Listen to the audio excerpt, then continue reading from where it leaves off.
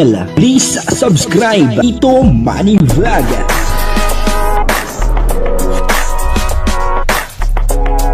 Payagan po si Tito Manny Vlog na mag-reactor para pambiling gamot sa kanya pong karamdaman. Wala man siyang records ng ng away.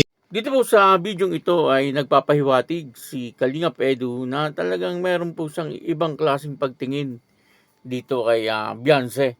Ano po, nilapitan niya etong si Beyonce upang sa ganon ay tulungan niya at ayaw niya po itong nakikita na nahihirapan.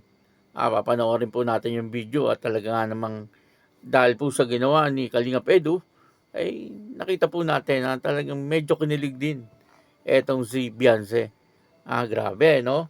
Papanoorin po natin yung video at syempre bibigyan po natin yan ng konting reaction. Pero bago po yan, ako muna po yung bumabati sa inyo lahat ng magandang umaga, magandang tanghali at magandang gabi sa inyong lahat mga kapatid.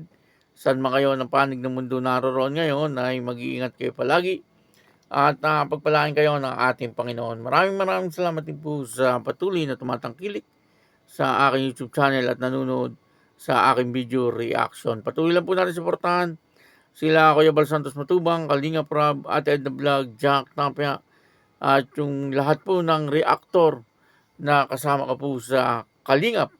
Ganun din po yung mga charity vlogger na Kalingap partner.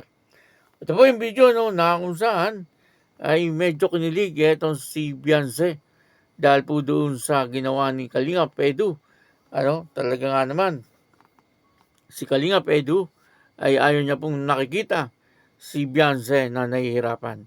Ang kabuuan po ng video ito ay mapanood po natin sa YouTube channel ni Kalingap Rab.